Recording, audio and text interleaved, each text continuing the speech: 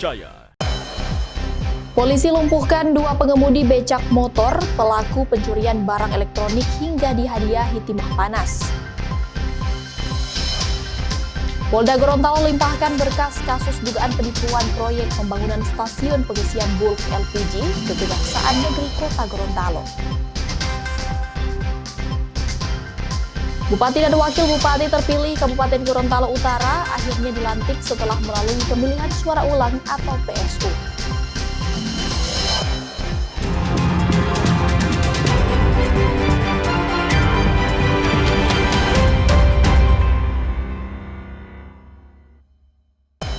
Kompas Gorontalo hari ini hadir dengan beragam informasi penting dan menarik dari Gorontalo dan sekitarnya. Selain 3 sorotan tadi, kami akan menghadirkan berbagai informasi terkini dalam Kompas Gorontalo hari ini.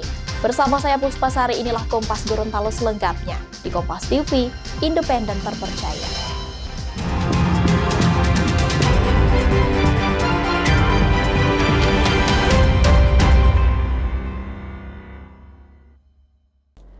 Saudara, polisi menangkap 2 pencuri barang elektronik dan barang berharga lainnya. Kedua pelaku merupakan pengemudi becak motor atau bentor yang sering beraksi di wilayah Bone Bolango. Saat akan ditangkap, pelaku melakukan perlawanan. Kasus pencurian terungkap setelah adanya laporan beberapa masyarakat yang mengaku menjadi korban pencurian. Dari hasil penyelidikan, polisi akhirnya dapat menangkap pelaku di pangkalan bentor. Kedua pelaku merupakan pengemudi becak motor atau bentor. Kapolres Bone Bolango bilang kedua tersangka telah melancarkan aksi pencurian di 15 lokasi dalam setahun dan berhasil menggasak berbagai barang berharga. Sebelum menjalankan aksinya, kedua tersangka mengamati kondisi target rumah, bahkan tak sedikit yang menjadi korban adalah penumpang dari kedua tersangka. Setelah kita lakukan pengembangan, ternyata pengakuan mereka ada 15 lokasi, nanti akan kita dalami lagi. Tapi yang jelas, yang sudah kami pegang TKP-nya saat ini sudah kami tangani 3 kejadian. Modusnya sama-sama sebagai tukang bentor. Jadi mereka keliling-keliling sambil memantau situasi, begitu ada rumah kosong, beraksi. Tapi pada saat beraksi, yang tersangka yang inisial CEW ini yang bertindak sebagai jokinya, sedangkan FRM yang melakukan pembongkaran. Sementara itu, Kasat Reskrim Polres Bone Bolango mengaku terpaksa melumpuhkan kedua tersangka karena berupaya melawan dan kabur. Akibatnya, polisi menghadiahkan kedua tersangka dengan timah panas di bagian betis. Dari pelaku sempat melakukan perlawanan dan sempat berupaya untuk melarikan diri. Sehingganya kami dan tim melakukan tindakan tegas terukur. Mereka berprofesi sebagai supir bentor, kemudian pada saat ada calon korban yang menumpang di bentornya, disitulah mereka mapping.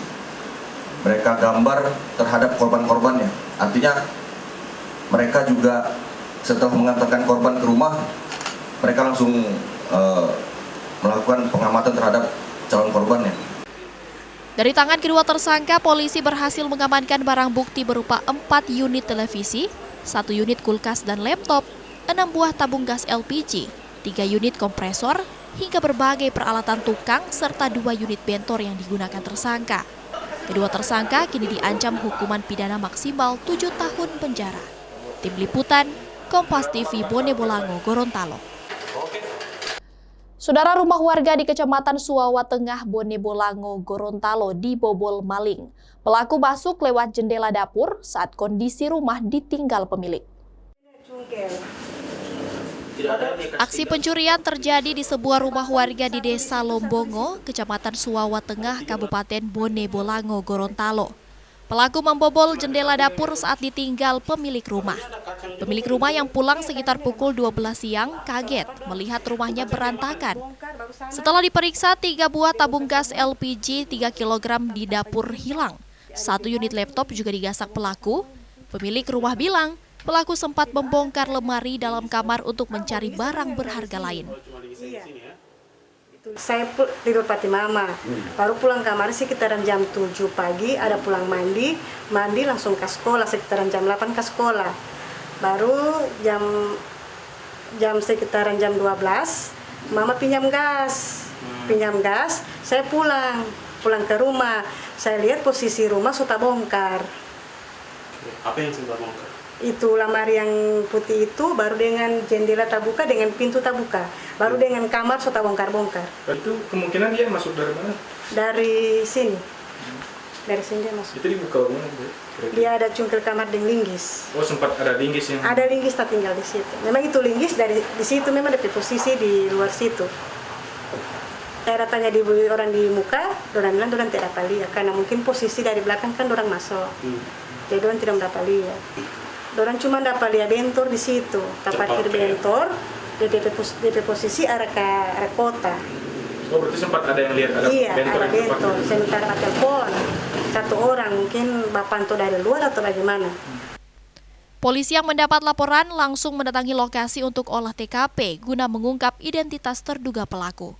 Tim Liputan, Kompas TV, Bone Bolango, Gorontalo. Saudara, dua pelaku begal di kota Sorong, Papua Barat tega melukai seorang pengemudi ojek daring yang mengakibatkan korban luka dan harus dirawat di rumah sakit. Polisi yang mendapatkan laporan warga langsung melakukan penyelidikan dan mengejar pelaku. Tidak lebih dari 24 jam, polisi menangkap satu dari dua pelaku begal. Sementara satu pelaku lainnya masih dalam pengejaran. Sejumlah pengemudi ojek daring yang berada di depan Polres Sorong Kota berharap polisi dapat meningkatkan patroli rutin di tempat-tempat yang rawan agar memberikan rasa aman bagi warga. Tadi yang awalnya begal, ya, namun demikian setelah kita melaksanakan TKP ternyata memang belum ada barang yang hilang. Ya. Jadi artinya bahwa tadi peristiwa terjadi kurang lebih jam 08.00 waktu Indonesia Tengah, ya. Begitu kita mendapat waktu Indonesia Timur, waktu kita berikut mendapat laporan, tim langsung menuju ke TKP. Ya. Dari hasil pemeriksaan saksi-saksi di TKP, kemudian kita mendapatkan informasi bahwa pelaku atas nama DN, ya, umur dan MT, ya. Kemudian kita laksanakan pengejaran dan kita amankan satu orang atas nama DN. Mana dari masing-masing wilayah agar segera mencegah hal-hal ini dengan cepat, karena ya itulah teman-teman berjuang setengah mati dari pagi mulai keluar, tapi endingnya ya seperti yang kita lihat tadi pagi terjadi kan. Jadi sekali lagi, alhamdulillah dari pihak kepolisian hari ini bergerak lumayan cepat. Lumayan saya rasa cukup cepat untuk menangkap satu pelaku. Lalu satunya lagi yang beredar di video yang belum ditemukan, saya sangat berharap supaya kepolisian agar segera menangkap yang bersangkutan. Saudara, diduga remblong, sebuah bus yang mengangkut 14 orang penumpang terjun ke jurang di Jalan Trans Sulawesi, Kabupaten Mamuju Tengah, Sulawesi Barat. Kejadian berawal ketika bus melaju dari arah Mamuju menuju Palu, Sulawesi Tengah. Saat masuk, jalan menurun dan menikung di Desa Salupangkang, Kecamatan Topoyo. Rem bus tiba-tiba mengalami blong sehingga sopir hilang kendali dan masuk ke jurang sedalam 7 meter. Akibat dari kecelakaan ini, 2 penumpang lansia meninggal dunia dan 7 penumpang mengalami luka. Polisi kini telah menyelidiki kecelakaan tunggal ini dan telah memeriksa sejumlah saksi. Setelah terjadi kecelakaan lalu lintas di Jalan Trans Sulawesi, Desa Salupangkang, Kecamatan Topoyo, Kabupaten Mamuju Tengah. Kronologisnya itu ketika jalan penurunan dan jalan menikung, mobil mengalami remblong sehingga sopir ini kehilangan kendali dan membanting setirnya ke kiri sehingga jatuh di jurang. Ini kedalaman jurang ada berapa meter? Sekitaran 7 meter. Ini kendaraan bermuatan apa saja, Dan? Orang dan barang-barang. Dari arah mana ke mana, Dan? Dari arah Sidrap menuju Palu. Ada korban jiwa atau tidak, Dan? Korban jiwa ada 2 meninggal.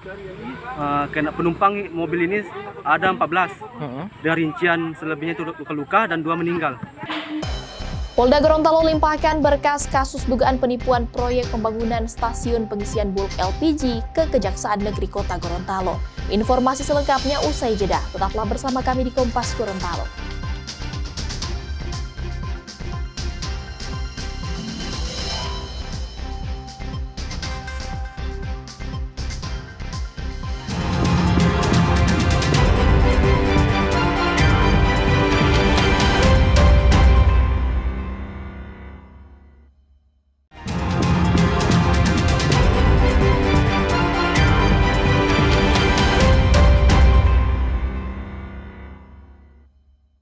Terima kasih Anda masih bersama kami di Kompas Gorontalo. Saudara, Polda Gorontalo limpahkan berkas kasus dugaan penipuan proyek pembangunan stasiun pengisian bulk LPG ke Kejaksaan Negeri Kota Gorontalo yang melibatkan mantan pejabat Gorontalo. Setelah dilakukan proses penyidikan dan kelengkapan bukti, penyidik di Treskrimsus Polda Gorontalo melimpahkan berkas perkara kasus dugaan penipuan dalam proyek pembangunan stasiun pengisian bulk LPG di Kabupaten Bualemo ke Kejaksaan Negeri Kota Gorontalo. Sementara itu, Kejari Gorontalo mengaku telah menerima tahap 2 perkara dugaan penipuan yang ditangani Polda Gorontalo dan seluruh proses pemeriksaan berkas serta bukti telah dilakukan untuk segera dilimpahkan ke pengadilan. Dan sampai saat ini yang kami ketahui bahwa beliau ditahan dengan tahanan kota dengan menggunakan gelang. Mungkin alasannya itu Pak? Ya, karena sebagaimana informasi kami dapat bagi kesehatannya, dia lagi butuh perawatan sehingga menjadi pertimbangan pimpinan kami untuk melakukan penahanan kota. Yang bersangkutan wajib lapor juga Pak? Wajib lapor, dan itu Pak tadi yang saya sampaikan bahwa sudah menggunakan gelang elektrik. Dipantau sepanjang 20 hari ke depan. Semoga segera dilimpahkan ke pengadilan. Sementara itu, tersangka mengaku siap menjalani apapun yang menjadi putusan kejaksaan dan akan menjalani proses persidangan sebagaimana mestinya. Jalani saja, nanti disidangkan, nanti semua akan terbukti. Saya jalani saja, tidak ada masalah. Kalau saya jalani saja. Artinya ini mungkin yang terbaik buat kita semua. Kita tahu apa masalah yang ada sebenarnya di dalam. Kuasa hukum tersangka berharap kasus ini dapat benar-benar memberikan keadilan melalui fakta-fakta yang akan diungkap saat persidangan. Kesiapan kami saat ini, kami telah menyiapkan bukti-bukti untuk di persidangan. Kami juga sudah melakukan sementara melakukan audit eksternal terhadap bukti-bukti keuangan yang telah perusahaan telah keluarkan, dan insya Allah itu bisa menangkis semua tuduhan yang selama ini disampaikan oleh klien kami. Karena pertimbangan kondisi kesehatan, Kejari Kota Gorontalo hanya menjadikan tersangka sebagai tahanan kota. Pembangunan stasiun pengisian bulk LPG ini diduga mengalami kerugian hingga 1,4 miliar rupiah. Tim Liputan, Kompas TV Kota Gorontalo, Gorontalo. Saudara, tim SAR Wakatobi mengevakuasi 16 penumpang kapal KM Nuriski yang mengalami kerusakan mesin di perairan antara Kompo Naone dan Kaledupa, Kabupaten Wakatobi, Sulawesi Tenggara. KM Nuriski yang membawa 13 penumpang dan 3 ABK berlayar dari Pelabuhan Perikanan Pulau Wanci menuju ke Pelabuhan Ambeua, Pulau Kaledupa. Namun di tengah perjalanan, mesin kapal mengalami kerusakan sehingga terombang-ambing sekitar 2 jam di lautan. Tim SAR yang mendapat laporan kemudian bergerak menuju ke lokasi dengan jarak sekitar 23 mil laut. Satu persatu penumpang kemudian dipindahkan ke kapal milik SAR. 13 penumpang dan 3 ABK dievakuasi dalam kondisi selamat. 13.00, laporan tersebut kami terima. Selanjutnya atas laporan tersebut kami diberangkatkan pada pukul 13.15 waktu Indonesia Tengah untuk melakukan operasi SAR di wilayah tersebut. Dan pada akhirnya pada pukul 14.07 waktu Indonesia Tengah, tim SAR gabungan berhasil menemukan target, dan selanjutnya proses evakuasi dilaksanakan terhadap 13 orang dari 16 POB yang ada di KM Nuriski tersebut. 13 POB dievakuasi ke Pelabuhan Kaledupa dalam keadaan selamat. Saudara, sejumlah sopir angkutan mendatangi kantor DPRD Papua Selatan. Mereka menolak kehadiran taksi online atau daring. Menurut sopir angkutan, kehadiran taksi online berdampak pada pendapatan mereka yang terus menurun. Sementara itu, sejumlah anggota DPRD provinsi yang melakukan dengar pendapat dengan sopir angkutan mengaku tidak setuju dengan kehadiran taksi online. Salah satu alasan yakni wilayah jangkauan di wilayah Merauke yang masih sempit. Namun hal ini akan dikomunikasikan dengan pemerintah daerah Kabupaten Merauke terkait izin operasi taksi online. Ini dari Asosiasi Supir Angkutan Kota kami menolak itu karena masuknya Maxim ini dampaknya itu sangat besar karena posisi tarifnya di bawah sekali tarifnya, sehingga mengganggu kami. Makanya kami semua datang untuk menyuarakan kejauhan. Kami menolak tegas karena pendapatan kami akan menurun. Sesuai dengan hasil pertemuan tadi, saya kira Bapak Ibu anggota Dewan pada umumnya sepakat bahwa Maxim belum saatnya ada di Merauke, dan dalam kapasitas sebagai anggota Dewan secara khusus Komisi 4 kami akan tugaskan untuk berkomunikasi dengan pihak pemerintah Kabupaten Merauke, dalam hal ini Dinas Perhubungan, sehingga apa yang menjadi aspirasi dari Asosiasi Angkutan Kota ini bisa kita teruskan, dan kita sangat berharap bahwa pemerintah kabupaten bisa merespon positif apa yang menjadi harapan dari Asosiasi Angkutan Kota. Saudara, 390 jemaah haji kloter 12 debarkasi Makassar tiba di tanah air. Kepulangan jemaah haji asal Kabupaten Maros, Makassar, dan Luwu Timur ini disambut haru bahagia keluarga. Ribuan keluarga jemaah haji kloter 12 debarkasi Makassar menyambut haru bahagia kepulangan keluarga mereka ke tanah air. Beberapa dari keluarga sampai menangis haru saat melihat jemaah tiba di asrama Haji Sudiang Makassar.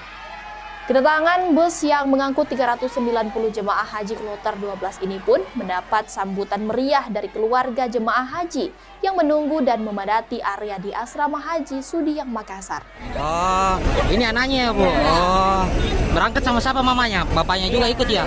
Oh, jadi kita apanya, neneknya? Tantenya. Oh, tantenya. Oh, selamat ke Tanah Suci. Tante yang rawat anaknya ya, Bu? Iya, ada neneknya. Oh, ada neneknya juga. Oh, tapi gimana nangisnya, Bu? Bahagia. Nasi bahagia, Bu. Oh. Ibu kalau boleh tahu, ini keluarganya kloter berapa yang datang ini, Bu? Kloter 12. Kloter 12 ya, Bu. Oh iya. Oh, tapi Bu, gimana perasaannya sudah tiba keluarganya, Bu, dalam kondisi sehat ini, Bu? Iya, sehat. Alhamdulillah, senang ya, Bu. Bupati dan Wakil Bupati terpilih Kabupaten Gorontalo Utara akhirnya dilantik setelah melalui pemilihan suara ulang atau PSU. Kompas Gorontalo akan kembali sesaat lagi.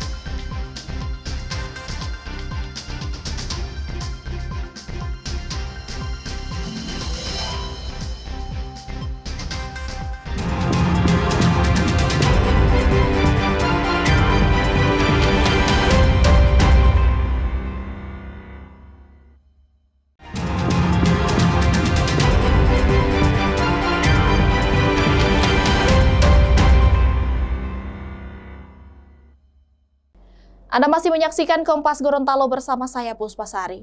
Saudara, Bupati dan Wakil Bupati terpilih Kabupaten Gorontalo Utara akhirnya dilantik setelah melalui pemilihan suara ulang atau PSU.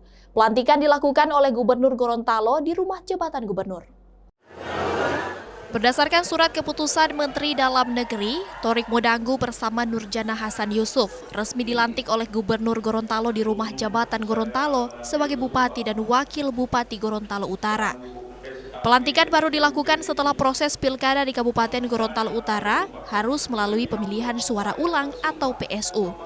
Bupati Gorontalo Utara Torik Modanggu mengaku bersyukur atas amanah yang diberikan.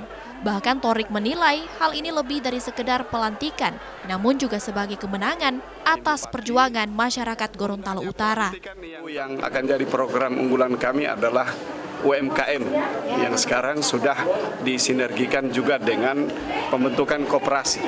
Juga pengembangan potensi perikanan, potensi laut, potensi pariwisata yang akan jadi fokus kita untuk mendorong penguatan kapasitas fiskal di Gorontalo Utara untuk mempercepat upaya kesejahteraan rakyat di Gorontalo Utara. Proses pelantikan ini dihadiri ratusan warga Gorontalo Utara. Bupati Gorontalo Utara mengajak seluruh masyarakat kembali bersatu tanpa ada selisih politik demi pembangunan daerah dan akan fokus pada pengembangan UMKM serta peningkatan dan perbaikan sumber daya kelautan yang kian terancam. Tim Liputan, Kompas TV Gorontalo. Saudara, pemerintah Provinsi Gorontalo bersama Badan Karantina Republik Indonesia terus mendorong peningkatan ekspor potensi sumber daya alam, pertanian, dan kelautan. Salah satu yang langsung diekspor pemerintah Provinsi Gorontalo yakni santan olahan ke Tiongkok. Untuk pertama kalinya, Gorontalo kini langsung mengekspor hingga 52 ton olahan santan kelapa ke Cina. Ekspor ini terus dikembangkan karena melimpahnya ketersediaan komoditas kelapa di Gorontalo. Pemanfaatan sumber daya alam yang melimpah dengan potensi pasar global menjadi peluang bagi pertumbuhan ekonomi rakyat. Komoditas kelapa menjadi salah satu kekayaan sumber daya alam yang cukup melimpah dan digeluti masyarakat Gorontalo. Dengan melihat kebutuhan pasar global yang tinggi, Provinsi Gorontalo kini langsung mengekspor 52 ton olahan santan kelapa beku untuk pertama kalinya dengan tujuan ke Tiongkok.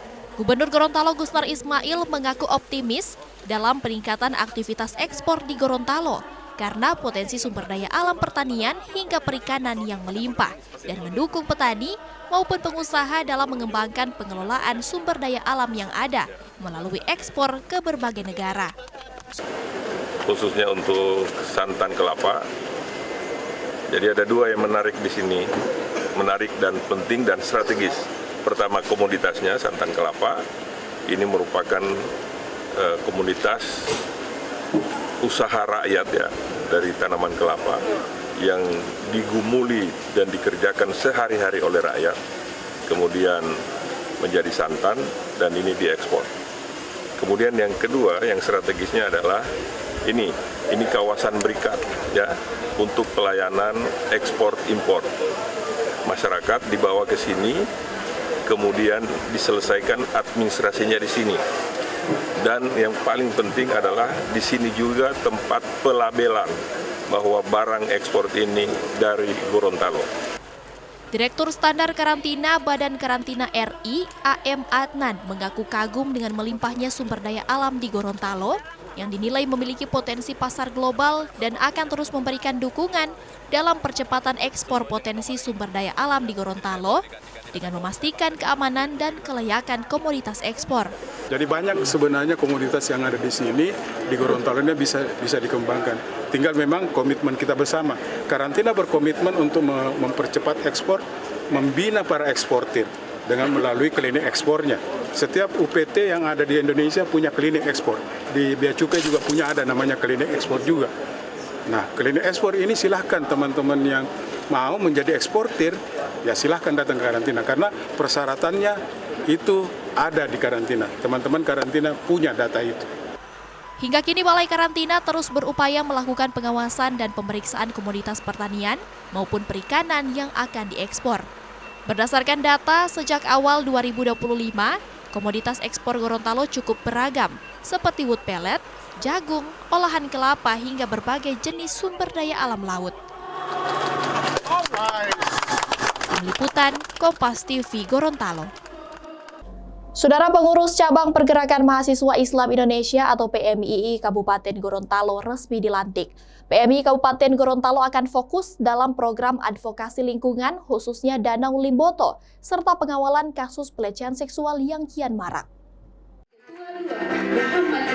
Sekretaris Jenderal Pengurus Besar PMII resmi melantik jajaran pengurus cabang PMII Kabupaten Gorontalo masa khidmat 2024-2025 yang dihadiri langsung sejumlah pimpinan organisasi perangkat daerah sebagai bentuk sinergitas dan kolaborasi dalam upaya pembangunan daerah.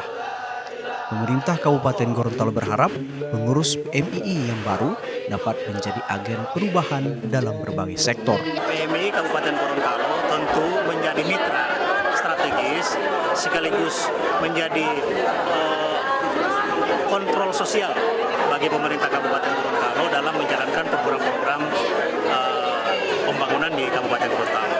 Kami tentu berharap kontrol dan masukan sebagai kontribusi dari PMI, khususnya pengurus yang baru saja dilantik ini dapat secara nyata diwujudkan melalui dialog-dialog dan diskusi dengan pemerintah Kabupaten Gorontalo. Juga yang menjadi isu-isu yang harus disuarakan oleh PMI ini nanti kita kolaborasikan sehingga nanti kita akan membagi peran dalam penyelesaian dan penanganan isu-isu itu.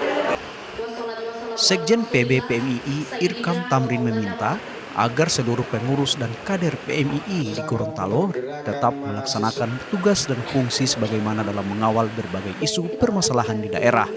Saya sangat mendukung penekanan untuk advokasi lingkungan ataupun terkait TPKS karena memang akhir-akhir ini apalagi kita di Jakarta di BBPM juga menyoroti terkait isu-isu lingkungan dan isu-isu yang berkaitan dengan perempuan.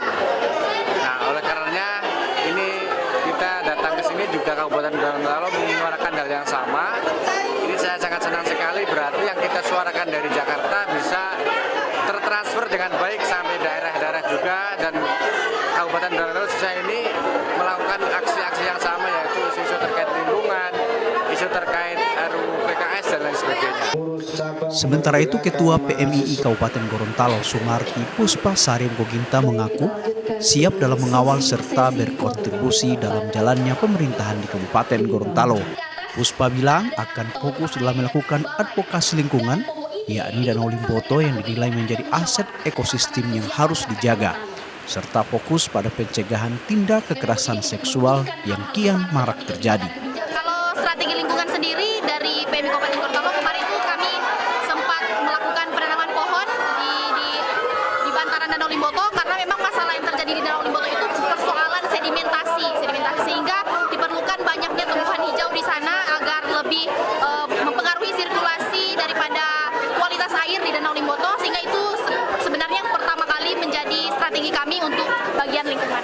Kalau untuk pelecehan seksual, alhamdulillah kami PMI Kabupaten Gorontalo kemarin itu sudah sempat MOU atau Memorandum of Understanding dengan dinas P3A perempuan dan anak, dan kami ikut yang namanya ikut turun lapangan dengan dinas untuk melakukan turun lapangan mengecek kasus-kasus kekerasan seksual yang ada di Kabupaten Gorontalo. Kami turut serta di sana dan kami mengetahui dengan pasti kira-kira kondisi Kabupaten Gorontalo ini seperti apa tentang kasus ini. PMI Kabupaten Gorontalo berharap seluruh jajaran stakeholder serta masyarakat dapat membangun kolaborasi demi kemajuan daerah tanpa mengesampingkan nilai-nilai agama dan budaya. Tim Liputan Kompas TV, Kabupaten Gorontalo, Gorontalo. Saudara, informasi tadi sekaligus mengakhiri perjumpaan kita dalam program Kompas Gorontalo hari ini. Setelah ini Anda akan terhubung dengan Kompas TV Jakarta, dan Anda juga bisa menyimak video tayangan kami di kompas.tv atau menyaksikan siaran langsung via streaming di kompas.tv/live. Wakil kru yang bertugas, saya Puspa Sari, pamit undur diri dari hadapan Anda.